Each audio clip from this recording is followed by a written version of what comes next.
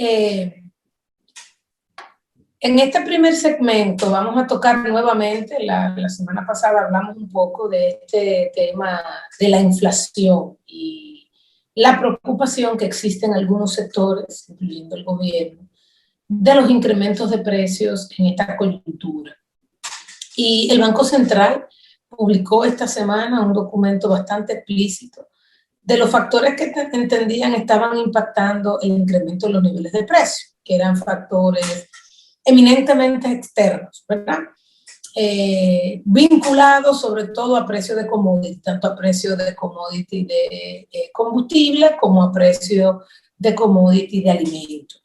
Y explicaba muy bien que siendo República Dominicana, me gusta mucho dar este contexto, nosotros somos un país con una alta incidencia de importaciones, tanto en lo que son los insumos para la producción, ¿verdad? Como por ejemplo trigo, nosotros importamos trigo para hacer todos los derivados de esto, pero también importamos petróleo y derivados del petróleo también. Y así otros muchos commodities ya terminados, tanto como lo dice bien, sorgo, soya, los diferentes aceites también que han visto un incremento súper alto, los diferentes aceites. Ahora, ¿qué responde esto internacionalmente? Yo creo que es importante que nos detengamos a ver todo este tipo de cosas. En los últimos meses, desde el inicio de la pandemia, sobre todo, se verificó una reducción de la producción a nivel internacional debido a los cierres de algunas fronteras, y las empresas han estado produciendo a capacidad, digamos, limitada. Se ha ido aumentando en el tiempo, pero ha crecido a capacidad limitada. Por otro lado, los países, en respuesta a la pandemia y a esta reducción del empleo y de las suspensiones que hay en todos los países del mundo, pues los gobiernos han entrado, sobre todo a la población más vulnerable, estímulos a través de transferencias importantes para que estos hogares pues no se vean impactados por la pérdida o el cese de los empleos y también por la baja movilidad. Ahora, ¿qué sucede, Andy? Esta ayuda se ha dado principalmente a los empleados que tienen bajos niveles de salario, ¿verdad? Y también, obviamente, a los cuentas propias informales. Y ha sido similar en casi todos los países del mundo. Estados Unidos ha sido más agresivo, un mercado grande, un mercado de altos niveles de consumo. Y de hecho, países como los nuestros que dependen de la remesa de Estados Unidos se han visto positivamente afectados. Entonces, un país como República Dominicana no solamente está afectado por los programas sociales, los diferentes programas sociales que se han implementado, sino también por un incremento de la remesa. En nuestro país, en adición, pues ha habido lo que es un incremento sustancial del tipo de cambio, o sea, sustancial respecto a lo que es nuestra historia, de 3,5%, 4%, estamos hablando de 8, 9% en estos 12 meses, lo cual se combina con el hecho de que lo que nosotros importamos, lo importamos en moneda extranjera, y eso obviamente se suma al costo. Algo importante, Andy, es que, como decíamos en el programa pasado, cuando tú inyectas liquidez, cuando tú inyectas capacidad de consumo a los hogares de bajo nivel de consumo, eso se va inmediatamente a demanda de bienes y servicios. Muy diferente cuando tú lo haces en un decil más alto, cuando tú lo haces, por ejemplo, a través de mecanismos como la reducción de la tasa de interés, que también ha sucedido en los países, a pesar de que aquí, cuando vemos la cartera de crédito que se ha desacelerado fuertemente y en algunos casos se ha reducido por tema de morosidad, por tema de que hay cartera que simplemente se ha perdido, por tema de que al tú no tener empleo ya tú no eres sujeto de crédito. Cuando tú lo haces a nivel del mecanismo de transmisión de la tasa de interés, sabemos que los que tienen acceso a ese mercado tienen unos niveles de ingreso más altos y su propensión marginal a consumir es más baja. O sea, cada peso que reciben tienen una propensión a ir a devolverlo al mercado en demanda de bienes y servicios mucho más baja que la que tiene un hogar que por lo general anda en un déficit en ese sentido. Entonces, lo que ha pasado con estos programas, no solo en República Dominicana, en casi todo el mundo, cuando tú lees, verificas que está pasando más o menos lo mismo, hay estratos de muy bajo ingreso que de hecho están mejor a nivel de capacidad de consumo luego que ha pasado la pandemia, o sea, durante el proceso de pandemia. Y esto ha hecho que esto vuelva al mercado en busca de bienes y servicios que posiblemente tienen una oferta que tiene menor capacidad de reaccionar. Y entonces ahí tú tienes claramente una demanda que está creciendo más fuerte que una oferta básica, y con esto claramente una presión en los niveles de precio a nivel de todos los bienes y servicios que se consideran básicos, que están ahí la mayor parte de los commodities. Los que son alimentos, insumos para los alimentos, como decíamos, maíz, soya, sorgo, todos los aceites, todos los insumos alimenticios, inclusive las carnes que están a nivel internacional pues subiendo de precio. Y por otro lado, en el caso interno, entonces el ajuste del tipo de cambio. Esto obviamente da como resultado un incremento de los precios. Entonces tú dices, bueno, ¿cuál debería ser el próximo paso ante este incremento de precios? La gente se preocupa. Regularmente, estos choques que estamos viendo, como son parte de este proceso de pandemia, tienen un tiempo de vida. Tienen un tiempo de vida que quizá todavía hoy en día no lo sabemos, pero que debe estar muy cerca de terminarse. Son lo que nosotros conocemos como choques transitorios o choques en proceso de desaparecer, ¿verdad? Porque los choques transitorios que pueden durar 3 meses, como en este caso, que ya tienen unos meses más.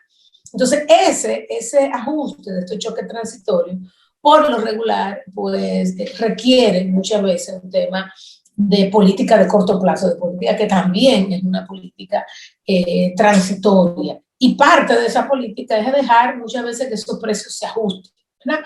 Dejar que esos precios se ajusten, porque eventualmente va a venir el ajuste hacia la baja, y en ese caso, pues muy difícil tú entonces decirle, ok, lo que yo te di, devuélveme, ¿verdad? Es muy difícil tú echar hacia atrás la medida que ya existe. Y evidentemente la política en República Dominicana ha estado lidiando con esto. Uno, el aumento del dinero para los programas. Es cierto que quizá la capacidad de pago de esos programas ha bajado ligeramente, pero definitivamente en términos reales ha subido, porque estamos hablando de que estos programas se incrementaron un 40, un 30, un 50%, y donde no estaba, que se está dando, se está incrementando de manera sustancial. Lo otro, Andy, es que este ajuste de precio, y eso es importante saberlo, cuando un productor tiene una nómina en pesos, ¿verdad? Y vende sus productos y tiene un choque de costo porque lo que importa es más caro, si no puede ajustar su precio, entonces obviamente cada empleado que tiene le sale más caro. Le sale más caro porque no puede ajustar para compensar por este choque que tiene. Entonces eso lo que hace es que la respuesta ante no poder ajustar esos precios como mercado normal, entonces tú dices, bueno, yo necesito que la productividad, dado que estoy perdiendo por acá, la productividad de estas personas sea más alta. Y por ende no puedo reincorporar muy rápidamente más empleados hasta que yo no pueda corregir esta situación. Cuando tú dejas que los precios se ajusten, en el fondo estás dejando que esta actividad comercial siga un camino normal, y por ende el proceso de contrataciones de empleados se acelera, porque ya tú no le estás perdiendo a cada empleado, sino que posiblemente el salario real o el salario por cada producto que tú vendes, entonces se te queda relativamente estable. Pero cuando tú no puedes aumentar el precio, tiene un choque de costo, entonces por cada producto que tú vendes, un empleado te está saliendo relativamente caro, porque tú no puedes impactar hacia la baja el salario nominal de las personas. Entonces, ese trade-off es un trade-off importante de mercado, interesante, en el que tenemos que pensar. La gran pregunta es, regularmente, los economistas tendemos a pensar que en un momento en que esto no es especulativo, porque tú podrías llegar a pensar, bueno, esto es totalmente especulativo. No, bueno, ahí están los números.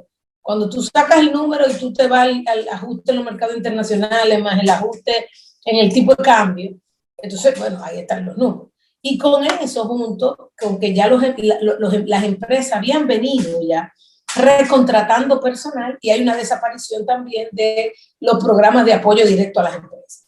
Entonces, que era no tanto directo a las empresas, pero que iba a aliviar, digamos, el programa de fase 2, los pagos de salario que estaban haciendo. Ante este choque, obviamente uno quisiera, no, pero yo prefiero que la gente, aunque ese poder adquisitivo está un poco más bajo, por lo menos se pueda reincorporar a su trabajo, que los procesos de reincorporación laboral sigan. Definitivamente, cuando uno analiza, parece un choque transitorio. ¿Okay? Esto no quiere decir que de repente hayan sectores que ante esos choques puedan aprovechar el choque y aumentar los niveles de precio. Eso siempre va a existir en cualquier mercado. No pareciera que sea el peso número uno sobre esto. Lo segundo, Andy, es que sí, el empresariado muchas veces dice, bueno, voy a tomar parte del choque siendo transitorio dentro de este caos como para poner mi granito de arena. Y eso también es posible, pero definitivamente cuando tú lo ves en un entorno económico está esta decisión de ajusto precio o ajusto cantidad.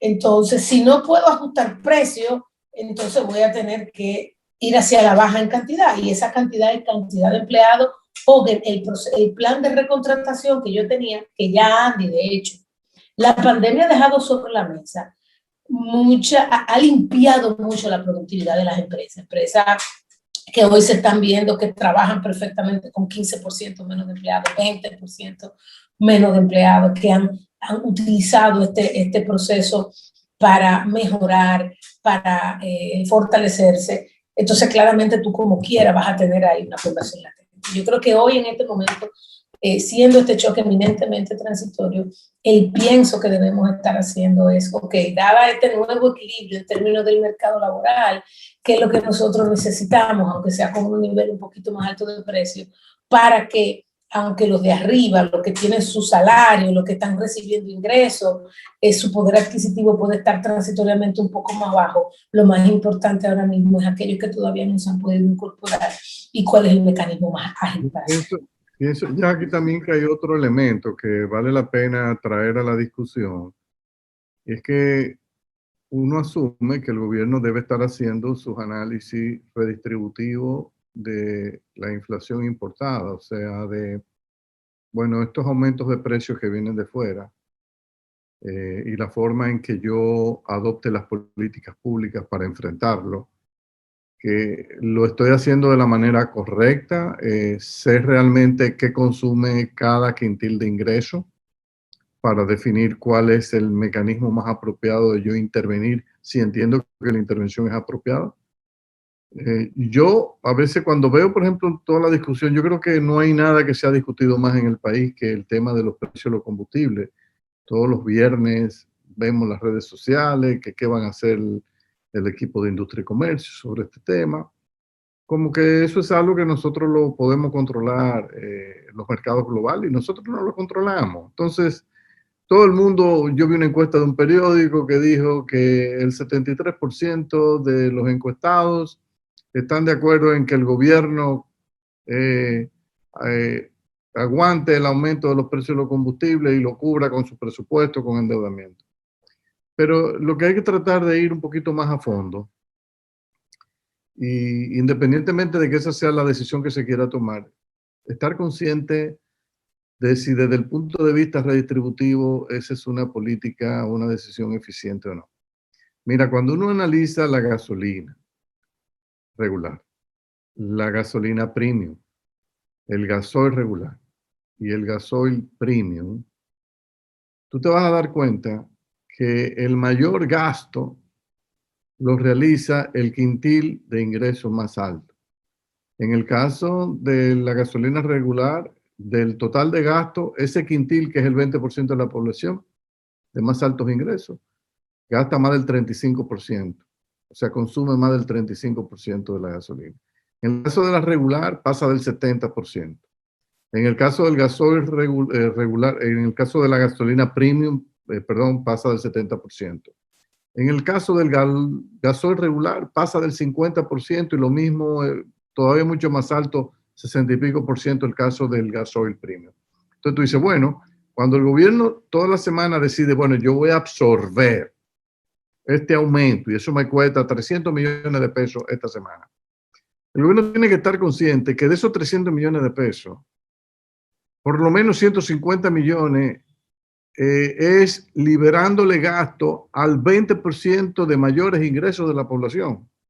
Y usted tiene que, desde el punto de vista de diseñador de políticas públicas y de gobernante en una economía social de mercado donde usted quiere reducir pobreza y mejorar la equidad distributiva, analizar si esa decisión encaja con eso o no. Porque quizás habría una alternativa donde yo digo, no, pero mira, ¿y qué pasa si yo dejo que los precios se ajusten toda la semana? Y los grupos de más altos ingresos los dejo que enfrenten ese aumento y lo paguen porque lo pueden pagar. Y entonces yo después paso mi balance y digo, ¿cuánto recaudé? Recaudé tanto. Entonces ahora yo tomo una suma y a través de los programas de asistencia social que tiene el gobierno, el subsidio directo al ingreso de los hogares, le transfiero al 20% o al 30% o al 40% más pobre de la población a través de los programas que ya están establecidos, los mantengo o lo expando o lo extiendo. Entonces le transfiero la ayuda y yo creo que esa solución, desde el punto de vista redistributivo, más eficiente que la que hemos estado adoptando, donde ya, por ejemplo, esta semana se anunció que la deuda acumulada, incluyendo la que se heredó de la pasada administración, más la que se ha incurrido en la nueva administración, estamos hablando de unos 3.739 millones de pesos por estas decisiones de no trasladar la totalidad o la mayor parte del aumento de los precios internacionales a los precios en las estaciones de expendio. Entonces, a mí me parece que ese es un punto que las autoridades deberían meditar con cuidado, ponderar, porque si seguimos apostando a que no, esto, Andy, mira, esto es transitorio, esto en 2 meses los precios de los combustibles van a volver a 30, a 35. Yo no te puedo decir si eso es verdad o no. Yo lo que he visto es que los economistas, siempre que pronosticamos algo de un precio de algo, generalmente fracasamos. Los economistas son buenos para narrar historias de cosas que pasaron y le buscan unas explicaciones lógicas bellísimas.